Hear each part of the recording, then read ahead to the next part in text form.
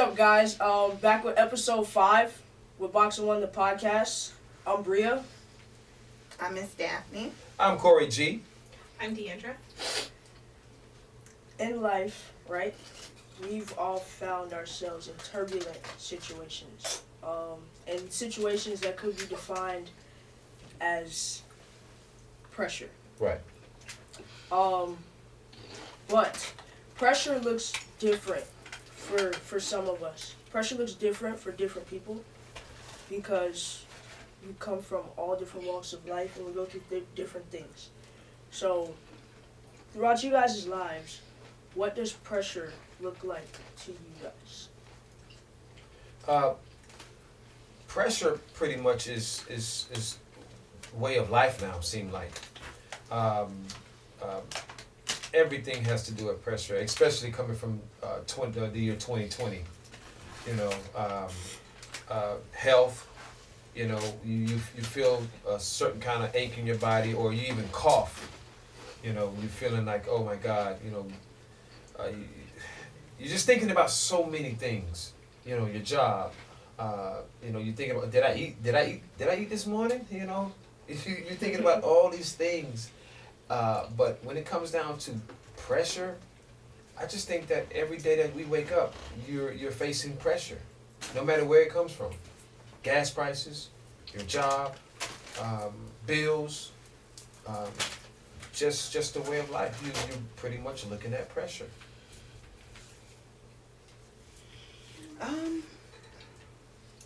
Pressure, I guess, can come in a form of multiple things. Some of the things that I've had to deal with, I mean, considering pressure, I guess, I don't want to say I'm built for it, but, you know, you make things happen the way you need to make them happen. It takes, it's definitely not for the weak.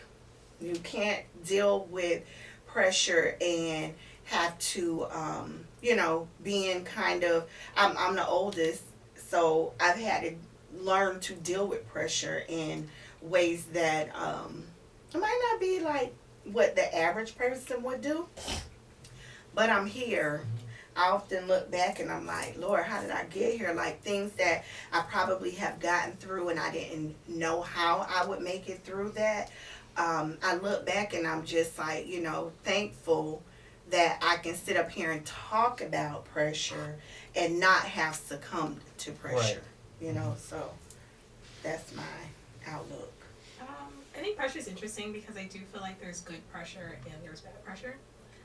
I think my problem is sometimes I can't tell the difference. And I think that I just adjust with it and roll with it to sometimes at my own detriment, but I still keep pushing anyway. Yeah. It's like it's a good and a bad quality. In some ways I tell myself that it makes me strong, but then at the same time I don't always think about it. So like when I think about pressure, right, like if I think about like myself, like I left home with damn near nothing, went cross country to get a degree with 2 kids in tow. I came back with 4 kids. But I never let anything derail me. Every single time I got pregnant and my husband panicked, I said the plan is the plan and the plan doesn't change. We don't leave. Right? He was like, you're pregnant, maybe we should go home. I said, nope, we came here with 2, we can deal with it, we'll be fine. Right? Like by my last year before I was supposed to graduate, it was I could have gotten derailed. I think I switched my major at the last minute and I took on like 24 credits in one semester in the last part of my pregncy. That's tough. Gave birth. And you got straight A's, didn't you? I did. Got straight A's. Pressure. Gave and even twice in that time. At one point, I gave birth, got out of the hospital, hopped in the car, and drove to make sure that I got to because the semester was starting. So from Florida to North Dakota, drove 30-something hours, and the semester started that Monday, and we got there on Friday. And then after that, we graduated. I gave birth. I hopped in the car to make sure that we got here for the summer because I started grad school in the fall. I didn't have time. And as far as I was concerned, it was a lot of pressure, but I don't have time to succumb to it. Like, I got to keep it moving. You had an agenda. For me, it was like the plan is the plan. And if pressure gets added on top of that, we just got to roll with it. So I think, but then at the same time, like I said, there's good pressure where a lot of other people, they look at me and they're like, oh my goodness, you know, you're like this picture of like keep pushing forward. And I'm like, yeah, But I also went to the ER because I had a panic attack the other day. Thought I was having a heart attack. Right. You know? So it's like, at what point do I pay attention to the fact that I might be putting too much pressure on? I don't know. Like I said, you can't even tell the difference sometimes, I right? can't even tell the difference. I operate at such a constant state of regular stress that I don't even know that I'm stressed anymore. So I don't know. Is that good in a sense? I mean, Well, that I can be mean, good in a good way, it's right? kind of like, okay, and you and I, Corey and I had these conversations. Well, we used to have these conversations every Sunday morning, 2-3 hours. Like, I don't even want to take it there, but I have been an educator for 22 years. Given I've had small children throughout the process of me being a teacher and dealing with pressure at work, Right. dealing with 2 small children who, again, dealing with things in my own life, dealing with things in their lives, balancing, finding a way to balance. Mhm. But I want to take it to work because I have to work because I have You have to responsibilities. provide, right? And work adds a whole nother level of it's unnecessary pressure Mhm. at that. So I can't, over the years I haven't, I haven't been at my happiest moments, but I have learned to adjust. It's like we adjust to, I don't know if I want to call it dysfunction, but we learn to navigate through, just like an airplane. We learn to they navigate through that turbulence until they get to an altitude where they can cruise, and that's what we get used to. You get used Then, to the baseline. yes, You and get used to then the baseline. you hit that pocket again. Stuff get a little shaky. And so you Okay, adjust let me. again. I gotta come down a little bit. Maybe I gotta change. This, like, I on my way to work every morning. That's pressure to me. Right. I gotta adjust my routes getting to this job because it affects my mental. Like, when I get to work in the morning, I'm cut off. Somebody try to run you off the road. It's like by the time I get there, missing what? And I don't want to be like that. And I got that But rage too, so. that adds to the stress. right. It adds to it. So I get it. It's adjusting the plane, trying to find your way to get to a comfortable cruising altitude through all the turbulence. I've And that's always- what you've done. We never land though. I've always. You're not gonna We land. never land. Right. But you're gonna get to this side. I'm telling you now, because I am a living witness. Lord God, I don't know how I did it. I am so thankful to Him. But I have 2 wonderful, amazing human beings that God has given me the opportunity to become a mother to. They are amazing creatures. Priest Tabernacle And when I Church. say I don't know, Yeah. that Dad has always been a constant. My parents have been a constant. They talk to their their grandparents. But I'm telling you, you're gonna get on the other side of this and you're gonna say, my God, how did I do that? Right. How did we do that? Right. That's interesting to talk about because I think oftentimes your family dynamic, right? It has an influence on the type of pressures you encounter. So I say that to say my pressures look a lot different because I had parents and I had a family that always showed up for me. So I didn't have to worry about certain things. So my pressures were, okay, perform on the basketball court, perform in the classroom. Mm-hmm. Those were my pressures. I didn't have to worry about, okay, how am I going to get my next meal? How am I going to pay this bill? Why? Because my family dynamics were there. They were positive, and that took care of it for me. Right. So my pressure looks different. Yes, it does. And I must say, on this podcast, Ms. Dab, I give you your roses because we were talking about this the other day of how, and I sit back and I'm just as amazed as you.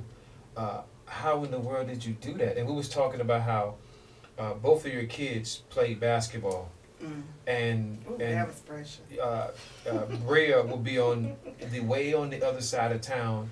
Her game will start at 6, and her brother game will be all the way on the other side of town. His game will start at 7:30. And I will be on the phone with you, and you say, I'm at Bria's game, I'm going to leave halftime. That way I can make it over to Shay's game, and you'll be on the phone with me saying, hey, what quarter are we in? I'm on my way, and da-da-da. And you will come in and support Shay. And that's so amazing. And this is just not a one-time thing. Listen, a varsity season is a long season. Absolutely. I mean, you talking about you get started in September, you probably don't end if you got a good team. You don't end till February. And so that's right. I think I talked about this on episode 3, like seeing that, right? You make both games in one night. Man. Like you talk about pressure. One night. That's pressure. And to be able to be your daughter, your child, to see that. And I'm pretty sure Shay can say the same thing. Like, I said it. That teaches you, like, yo, you go through pressure. You can't make excuses. I'm telling you. You can't make excuses, but I think it's also interesting, like what you said about the fact that, like, having the mother that you had make it so that you don't have the same kinds of pressures, right? So, like, the kinds of pressures that, like, maybe you had to deal with, like, you save her from those things, right? Like, you parent, right? And that's the goal as a parent, right? To parent in such a way that your kids don't have to deal with the same things that you had to deal with. Right? And I think it's really, really interesting because, like, you asked about, like, family dynamic, and I think about it, and I think, like, the way my mother parented me, unfortunately, she didn't do what she needed to do to make sure that she put the pressure on me. She constantly put the pressure on me. And sometimes that's a good thing, though, right? You know, in some ways, yes, but, like, I look at my siblings, right? And if I'm gonna be honest, I am the most responsible one out of all of my siblings. Even my older brother, I have an older sibling, and he is not the most responsible. Oh, so you're not the oldest? I am not the oldest. I might as well have been, though. I might as well have been, because half the time he only just got his crap together, right? And he's older than me. And my little sister, I have to help her with absolutely everything because she doesn't know how to do it on her own. And she'll ask me faster than she'll ask my mother. And so it comes to a point where, like, I feel like I have to be responsible for everyone and everything all the time. And I can't unlearn. Are you the oldest? I'm not. I have an older brother. I'm sorry, I missed that part. Just said it. But that's okay. That's okay. And the reason I think we're asking for the same reason because you're that way paver, pretty much. But it's, I think in some ways, yeah, it's a good thing because it made me. I know that, like, I know 100% more than anything, I can get crap done. And I know for the people around me that I care about, the people that know me knows, if you ask me for anything, I am going to show up for you. I'm going to find a way to get it done. I'm going to find a way to do it. I don't care what time you call me. How much pressure there is. It don't matter what time you call me. It don't matter how complex the thing is. If you need me for anything, you call me, I'm going to find a way to get it done. But I think that made you tough. It did. It did make me tough. It did. However, it also made me entirely too self-sacrificing. It made me entirely too sacrificing. Yes, because I will do everything for every other person until it's like I was just saying right before this started that I hung out with, you know, some of the family yesterday, and we sat down to eat, and it was 11 o'clock, and I looked at Lyric and I said, you know, it's the first time I ate today, and I didn't realize it. I didn't even realize that I hadn't eaten. But the thing is, that day I had to, you know, I had to run some errands. I had to run some errands for the house. I had to make sure that I got things ready for James. And mind you, it's funny, right? Because I got up and I cooked my husband breakfast and I cooked my kids breakfast and I made everybody their stuff and I sent everybody to school and I got back and I ran errands and I had stuff to do for work and for school because I'm a grad student, right? So I had stuff, but I also teach at the college. I teach at FIU, so I had stuff to do for work. I had stuff to do for school. Then I had to turn around, make all the kids lunch. I picked them up, had to take someone to occupational therapy, went straight from there. I had so much stuff to do. And then by the time it caught up with me, I settled down and I was like, oh, yay, I get to eat something. It's 11 o'clock. Oh, wow, it's the first time I ate today. And I do that all the time. I get so busy taking care of everyone else that I don't take care of myself. Is that a bad habit? Yes, it is. The reason why being, you think that it's not. But it's a bad habit when I make people rely on me so much that I think to myself, and I said it to my husband one time, and I was like, you know, I told him honestly, I said a lot of women, I find a lot of women who they worry so much like, oh my God, I can't let my husband die. If my husband dies, I don't know what I'm going to do. And you know what's my worry? I really look at my family and I'm like, yo, I can't die because what the hell are y'all doing? Right. Like, in all seriousness. Right. And my husband, he says it too though. Like he's like, I'll adjust, I'll figure it out. But I think about it, I file the taxes, I know everything for the insurance. I do everything. But how much pressure is that, though?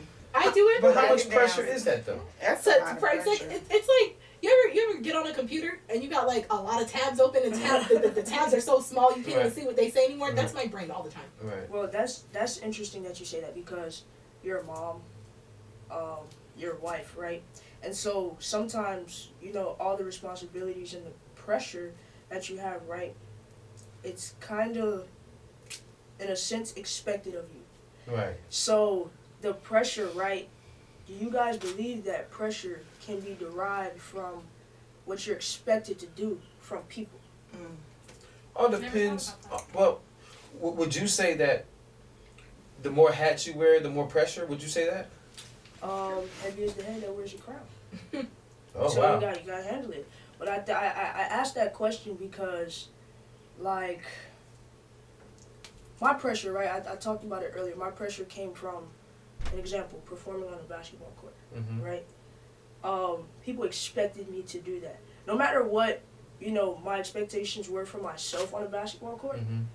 people expected me to perform. Right. And so, to alleviate that pressure from other people, right, I had to come to a sense and say to myself, okay, before you try to prove this stuff to anybody else, you prove it to yourself. Right. And so I think that's what took me to the next level of being able to perform under the pressure of from everybody else. You know, And I also I- think that I think some people, and I mean, you can't speak for everyone, but I think a lot of times we tend to put way more pressure on ourselves than anyone else can put on us. right. You know, I followed you ever since 5th grade. You know, I followed your basketball career ever since 5th grade. And you were so talented that we all expected you to win every time. You know, if you were on that team, you guys were going to win. And it's amazing how you carried that pressure because you never showed any emotion. You was just straight lined, you know, the whole game. You was just this young kid on the court that just handled pressure. She had a coach that would get mad because she was so damn cool. He was Wow. like, you too cool. Give me 5 laps because you too cool. Like, she was just, it But listen, pressured in. I think, and I don't mean to toot my own horn, but my abilities on the basketball court, like, it was just so effortless that it made it look like I was just cool. Mhm. I play hard. Right. It just looks effortless. But Right. at the same time, being able to handle that Such a pressure, gift. I personally think that I personally think they call it being cool, being composed, but at the same time, I think that composure is what helps you push through. I want to ask a question then Yeah. because Yeah. they will often say, and Shay says this a lot, he had Coach Burley, and I don't know, it was some class he had to write an essay about, no, that was one of his college essays. It was what, basically his story was how basketball taught him about life. Mm-hmm. So do you feel that things that you did when you played basketball, being under that type of pressure, helps you to manage or deal with Absolutely. pressures that you may Oh. face now? Absolutely. I say yes, but I wouldn't say that how I handle it is always the right way. Because a lot of times, me personally, I hold things in and I say, okay, I'm gonna handle this myself. That's not being too cool. Like, like people like been following me since the 5th grade, right? Right. And people always expect me to win. If Bria's on that team, they're gonna win. They're Right. gonna be straight, right? But what you guys don't know, I had plenty of nights where I went home and I cried.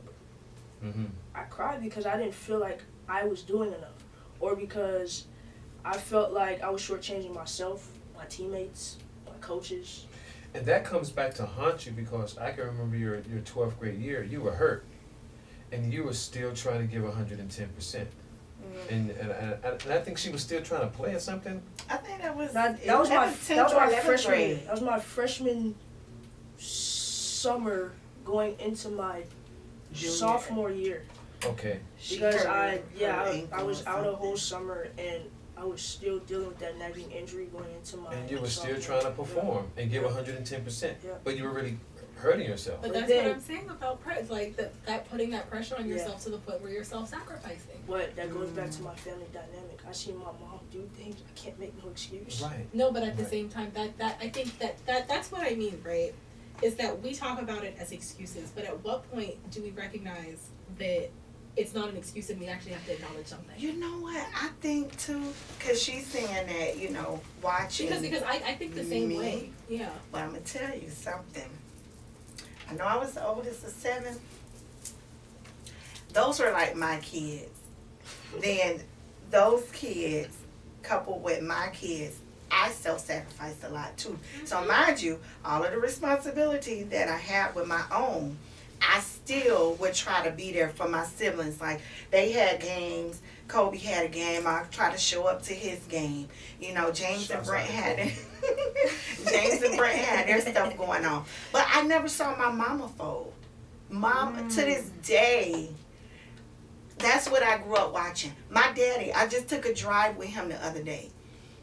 He was talking about, you know, I know they had their little, you know, situation. I didn't go to public school because of the sacrifice that my parents decided to make for me. Mm-hmm. So he says, you know, I used to work. He's a nurse. He's retired now, but he said, you know, I used to work in my little side job. I used to take care of so-and-so, so I had money to pay y'all rent when you were in college. So I'm just like listening, like, those are the things that we grow Right. up and we see our parents do it. So I And then felt we like just- I couldn't, there was no excuse. So when y'all see me and I don't get out the bed on Sunday, I earn that, okay? No, I 100%. earned it. 100%. So I when I don't cook weeknights or You school gotta nights, order Alright, some y'all listen, gotta listen. go to DoorDash or McDonald's. I earned that. You know Right. what I'm saying? So that's what I'm saying. Like, it's kind of like it gave me a fulfillment. Although I struggled in some senses, some people never knew some of the struggles I had. You know, even dealing with that. Like, she said she went home some nights and cried. Lord, I used to cry like, Lord, why me? Jesus, help me. You know, like those kind of things. But I'm telling you, when you get on the other side, It looks I'm good. telling you, you will It look does. back and say, my God, how did I do that? I definitely understand. That's the thing. I think I fully agree, and I think it's interesting because I'm in this weird place where like I'm teetering about it, right? Mhm. Because I 100% feel like that kind of pressure makes you strong. I 100% because it's like I said, I look at my siblings and I don't care what nobody tells me. I'm the strongest one out of all of them, and I know it, and I know it. Right. Yeah. And I know it because I know that like they're the kind of people where listen, if my brother don't talk to me no other time, if he has a problem, the first person he picks up the phone and Yep. calls is me. Yep. Right? It's like I think about that. I think about that, and I know that even like for a lot of other people, I'm the problem solver. They're like, even if they don't know who to call, they're like, you know what, let's just call Deandra. She might know what to do. I feel like she gonna know, right? And I know that, and it's like and I strive to be that person for the people around me. So like yeah, there are some expectations of people, but I know that like there is pride in that and there's joy in that. But like I do wonder, why don't we put so much pressure in taking care of ourselves too? I feel like there is that point at which like we have that pressure to perform, and like as a mother you have that pressure to perform, right? Like think about the fact like I gave birth to 5 humans, and I don't care what happens, I feel like I have to show up for them 100%. 100% I feel And like you I do. have to show up for them. And I do 100% I show up for them. I don't care if I have to run from here to Yes. there and do whatever I need Yeah, to do. right. I'm gonna show up and I'm gonna do it for them. But then I also feel like, you know, I'm a wife and my husband is the best, but he is also not as self-sufficient as I am, and so I have to show up for him too sometimes, right? And so I have to make sure I have to show up for him 100% of the time, right? And if I'm giving him 100% and them 100%, I also decided, well, I want to be a graduate student, and I have to give 100% to that. And I go to You school do. in Miami. I go to school in Miami, so I have to drive an Man, hour. hey man, give Deandra a flower, Yeah. bro. I have to drive an hour and 30 minutes back and forth, but I still got to make sure on days when I do it, I have to make sure I get the kids from school, get them home, get them fed, hop in the car, drive, make sure everything is organized by the time he gets home so that he don't have to worry about nothing. Right? And so like I think about that sometimes, and if you give 100% to everything, for me, the first thing to go is me. I can't give 100% of me. I'm too busy giving 100% That's to why everybody you else. have to make sure you take care of yourself, because when you're down, everybody's down. Yep. That's what I felt Yeah. like when it came down to her playing with the basketball team. You know, Mhm. when Briah down, Everybody's okay, down. Everybody's No, it's true though. It's true though. Like she shows that in a lot of ways. She was the pillar, and that's the thing. When you're that person, when you're the person that operates under the pressure, when you're that person, you become the pillar. I am not my mother's favorite child. I know that. I'm not her favorite Don't child. say that. No, listen. I'm old enough that I don't BS. I'm not my mother's favorite child, and that is okay. That's not true. I'm not. But, however, I'm still the first person that she calls when she needs them. I'm still the first person That's that she calls. because you're her favorite child. Yes. Right? I'm the one that she's the meanest to, but I'm also the one that I'm the first person that she calls when she needs something. Right? If she needs like 1,500 errands, my mom is in Chicago right now. She does travel nursing. She's in Chicago right now.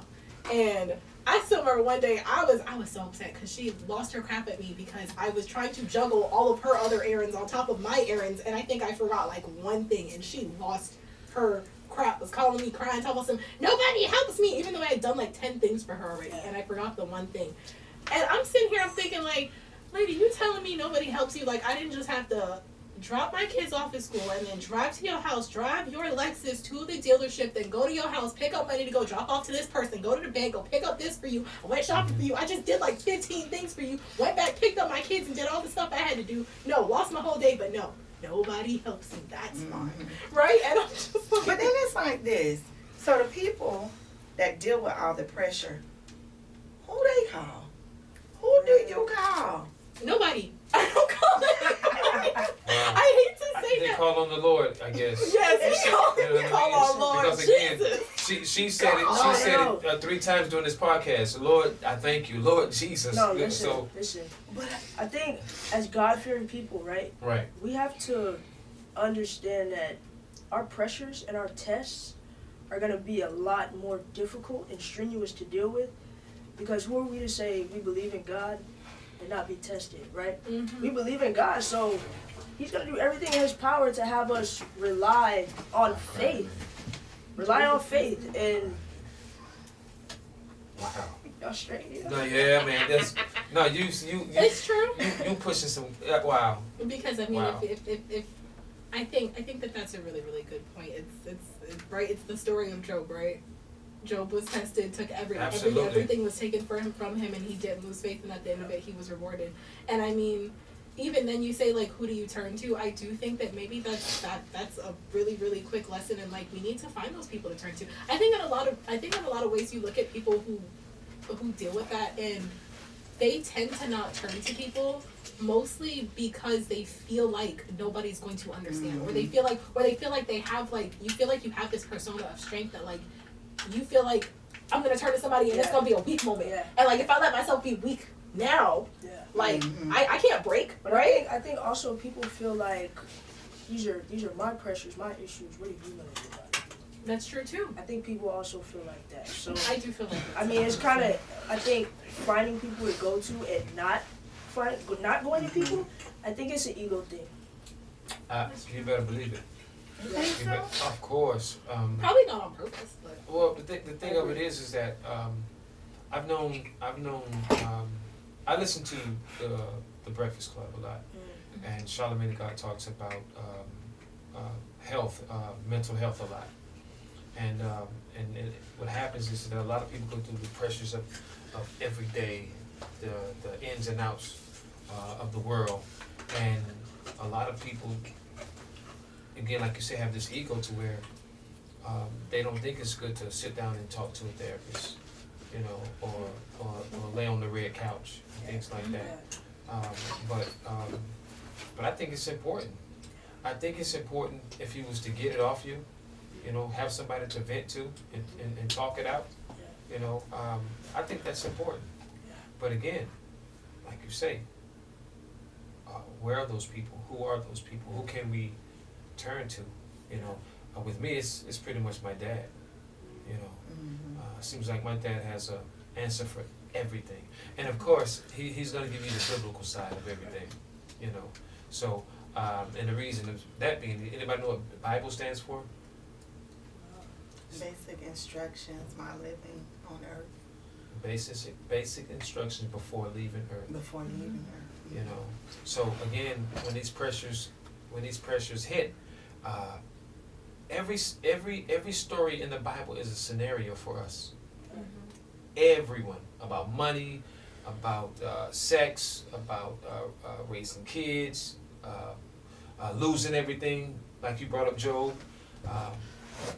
everything, you know. So I guess sometimes, hey, when it comes down to pressure, you know, I think we can lean on God more than anything. I mean, I still think we need people, right? I still think you need people. Yeah, You need people and that's something I had to learn. I think for a long time when I was young, right? I don't know if you remember me saying this, but I feel for a long time I was like, I don't like people. Like I don't need nobody. Still don't like people. But as I get older, man, and coming from the dark hole that I was in a year and a half ago, like, you need people. Right. You need people. You do. But I mean, I think you need people. I mean, you also need to acknowledge that at the end of the day, nothing that's worth it is gonna come easy, Right. right? Nothing that is worth it is gonna come easy. It's gonna kick your butt like a couple times Especially, over. like you said, if it's worth it. Exactly. Nothing that's worth it is gonna come without any kind of pressure, Yeah. right? But you do have to, like you said, you have to find the people that you can turn to. I mean, and even then, I mean, maybe it's a lesson for the people around people. Hey, check on your strong friends. Check on. Check on your strong Sure. friends. Make sure that you're strong. Make sure that the person that you turn to, the person that you feel like is the most reliable, call them. Pick up the phone, call them, say, hey, how are you doing? Can I do something for you today? Yeah, is there anything that I can do for you? Like, is there anything I can help you with? Like, are And you know good? what? I think, too, because if someone has ever said to me, is there something that I can do? 9 times out of 10, you're not going to relinquish that Right. That's true. responsibility That is so to true. somebody else. You're not going to do it because in your mind, The only person who can do it right you're is you. so used to having to carry that load. But I always say, like, you know, is this scripture? No, I don't know if it's scripture. Maybe it's just What's what people say, you know, that God won't put more on you than you can bear. That's scripture. That's scripture? Right. That's scripture. I didn't find that. But that's very true. And you're able to handle and manage your pressures because God knows you can handle it. That's right. You say God won't put more on you than you could bear, but Jesus had disciples, baby. You're laughing on being But serious. no. But Jesus but- had disciples. Jesus didn't do So what- Jesus sent the disciples to go do the Jesus work that he had to do? No, but he had help. Even Jesus I had help. don't know about that part. Even Jesus had help. The disciples didn't help spread the gospel. That's all I'm saying. not a teacher of the word. I follow the word, but I'm not a teacher of the word. You are not a teacher of the word. I You need may to, follow the word. but I took Bible I literature. still think, but God being the Father, He orchestrates all of that. He did it. You He know what said I mean? Jesus in his place. He didn't come Jesus down just by served himself. the ultimate sacrifice of giving His life for us. Mhm. But I still think that some of the things that we face and things that we have to deal with, Some we're of it is able only to for us. manage it Yes. because and I don't want to call them tests. Like, I showed up because I wanted to be there. I could have course. easily said, like, man, them kids at school, I'll go pick them up when they done. I worked all day. I'm going to rest. But I felt that me being a mom, that was the best that I could do for them. Even if I had to leave in the middle of one game to make it to the next, they understood. But I felt like they needed to have somebody there. They needed to see somebody's here, somebody that, you know, loves me, my support system. Right. Somebody is there. So Support I felt system. the need to be there for them. Like, sometimes I'll be talking to Corey and I'm like, Corey, what quarter they in? Who winning? You know, he'll give me play by play. Sometimes we've on Facebook, That's right. he'll put it on live so I can see the game while I'm driving And to the game. it's been vice what versa too. True, because Vice even versa, when his right. boys played, like, That's we would, right. you know, have those conversations. Shouts out to But Kobe and Jordan. listen, even you know, as a dad, your girls are older. Right. He's still there for his girls right now. There is nothing they could call you for and say. But think about what you're saying. You're saying that you wouldn't turn it over to somebody else, but you do it for other people. But You do it for other people. But guess what though? It didn't take any more away from me than I had already. Of course not. But what I'm trying to say is, you said if somebody asked you if you needed to help, you wouldn't turn it over to them. But you do it for other people. That's where the ego thing comes in. Like You what- do what- it for what you other So said. you don't think I got an ego? I'm just saying, you have to think about what you're think saying. everybody You do does. it for everybody has Say it an again, ego. Britt. Everybody does to an extent. Everybody got an does, ego. because listen, I'm 110% the person that if they're like, What hey, I can do that if for you. it's, But- what if it is that I didn't want to miss that moment? No, mind So you. I sacrificed to be there for But, that but moment. what if it was a smaller thing, Dad? That's the thing. What if it was Can a I smaller tell thing? you something? What if it was a smaller thing? Let me say, for example, I didn't play sports in high school. Mhm. I didn't play sports ever. Would have loved to, but my parents worked. Mm-hmm. Nobody, even if I had interest, I really didn't follow up with them because I did not have that support. Mm-hmm. Okay?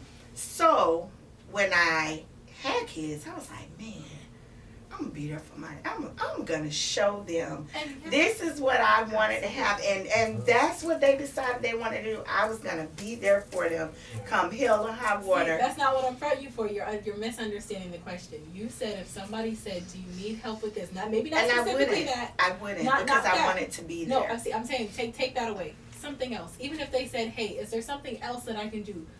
Would something else outside of that? Like Other come to my responsibilities. laundry, come wash the Just dishes, anything. come Wash your car. gas up I'm the saying car. because mind you, what you're referring to, that's something that only you could have showed up for. Yeah. Does that make sense? That's something. Yeah. So we're not referring to things that only you could show up for. But I've sent her You know. to my son's game for support. Like that, I'm not gonna be able to make this one. You were able to relinquish it. You were able to Right. relinquish it because you understood that even having someone else there in support Right. means something. That's the thing. At what point can you admit But that you have an ego? But if we have those people's lined up around us, Exactly. it takes away less pressure. That's what I'm trying to say. You need But- people, and that's but- all I'm trying to hold say. on, You though. need people. But you know what? Hold on. Wait. My mom did. Wait. From time to my mama showed up sometime Hold And on. there you go, because Hold you on. have for my people. kids. Yeah. Listen though. You just said you have those people in place, right? But I know for her, it was my senior year. I was playing Seminole Ridge High School at Seminole Ridge. So this is near like Vero Beach somewhere. She had to go out of Melbourne. town. Wherever. She had to go out of town. I think she was in Atlanta. She had the people in place to show up for the game for the I support, did, and get you there. but she still felt guilty for missing it. Why? Mhm. I did. Well, the thing about it is Wait, that that was the game that we went to? Mm-hmm. I remember that. Where was it? I It think was, that in, Then it, Larry was in the drive middle, you there? it was in the middle of Larry nowhere, drove Loxahatchee. I was playing. We rode on the bus, but they drove there. It was in the middle of nowhere, But Loxahatchee. I did. I was in did the middle of relinquish. I did when I had people that could. And that's all I'm saying. You're the one who said you Ma'am, would say I no. have. Okay, so correct yourself. I gotta. But the question is, have you relinquished? You know what? I think I would love to. I don't. I You don't feel know like, how to. No, it's not even that. I think I never know. I never know if the people around me want to take those things on. I feel like. But you I don't feel like, ask. How would you know if you don't But ask? I think I'm the kind of person where I need people to come to me and tell me that they're willing. Yeah. Right. Does that make sense? I'm the kind of person I need people to come to me and tell me that they're willing, so I know that I can call on them. Because But you otherwise, know what? otherwise I feel like I'm Let me tell you imposing. something. If I said, hey, why don't you and James leave the kids? I have offered y'all that. Leave the kids with me and y'all go somewhere and do something. Listen, You still don't do it. Oh, well, I'm going to take this one because she needs her bottles. And I can't. You know what? I'm gonna be honest with you. You I'm the gotta- kind of person. I always worry that I'm imposing on other people. I do. There's always that part of me that feels like I'm putting so much on people. I have to do better. I gotta Okay, do better. I so gotta do sis, better. relinquishing is not our thing. So, There you go. I got I wasn't acting like I was better. I got a question. So, with your pressures, right? What have you learned about your character? Just one word. What have you learned about your character? If you had to give one word. I would say sustain. Strength.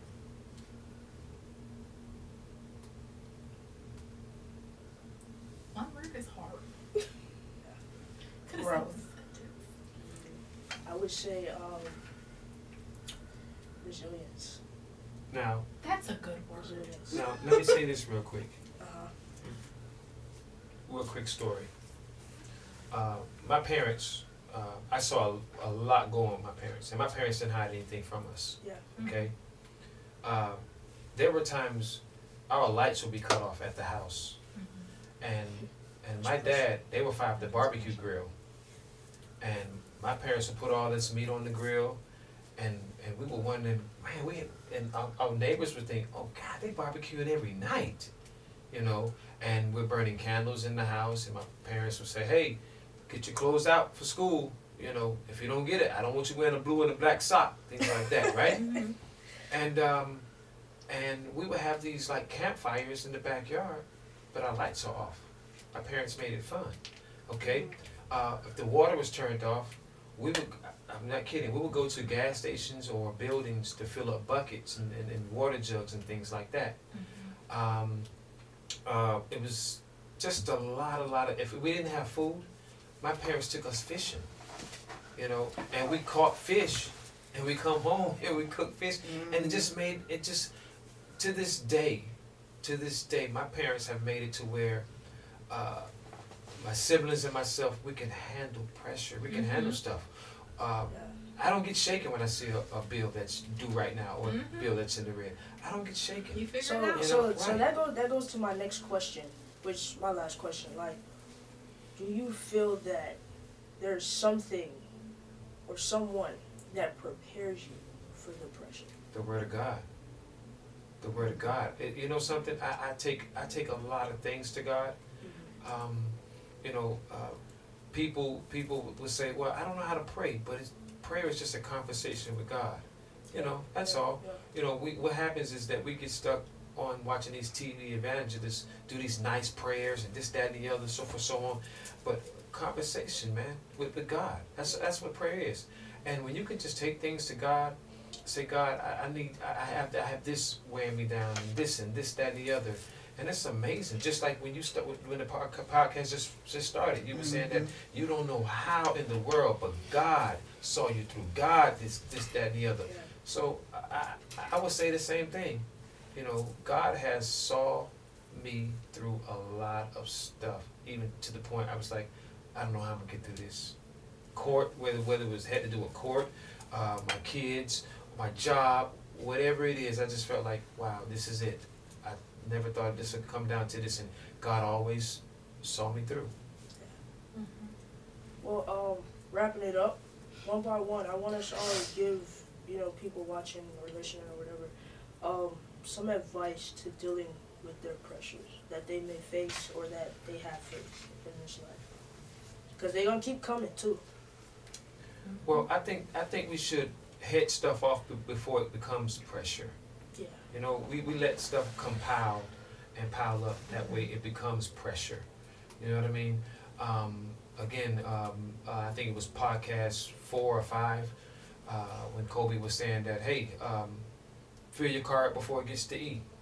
You know, before you run out. You know, but just head stuff off before it gets too thick, too big. You know, too heavy. You know, so that's what I would say. Just head stuff off. You know. In the famous words of my kid, the big one, he said, grow through what you go through. Yes, sir. Preach Tabernacle Church. Wow. Grow through it. You know, and that way, like I said, I'm on the other side of it. I have had to make some sacrifices. I have had to, some of the routines that I have established. I'm on the other side. All I can say is I don't know how, but I'm here.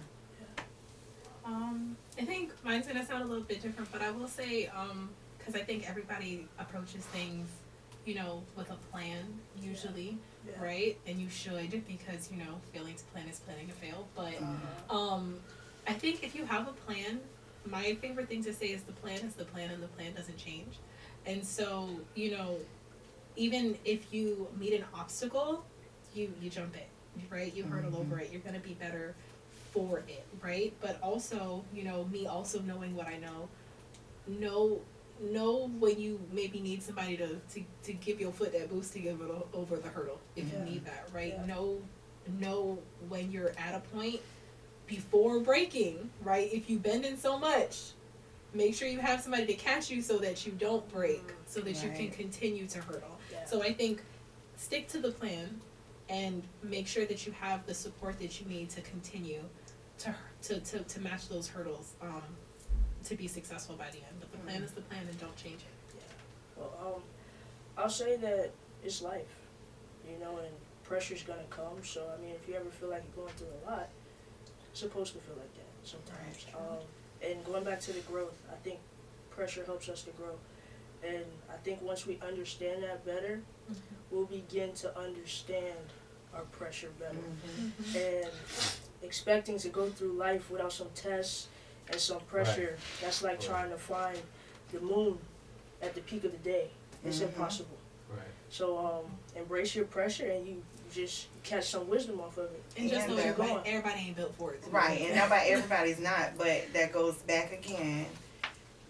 Pressure and the refinement of diamonds. When you get on the other side of things, I'm just saying. You're gonna be shining, That's what I'm saying. Yes. And again, grow through what you go through, because everybody has to go through that refinement process. So Come out on the other side. I'm a shining. Come out on the other side. Shining Blank. analogy, girl. Yeah. Dang, wow. That was a beautiful. This is a beautiful episode. Thank you guys. Absolutely. Thank you guys for your brain, your wisdom. I mean, like as I'm doing this and as I continue to do this with different people with different perspectives, I continue to learn so much about not only myself but life, and the people in my life. So I love you guys. As you guys know, we love you. I will continue to tell you guys that. Thank you for being a part of this. Asked a whole lot of people to be a part of it. And some flaked, man. So, y'all, I appreciate it. Even Kobe behind the camera, Lyric behind the camera, I appreciate y'all. It's Boxing One the podcast. I'm Briah. Oh, I'm Deandra. Daphne. And I'm Corey G. Thank you guys for watching.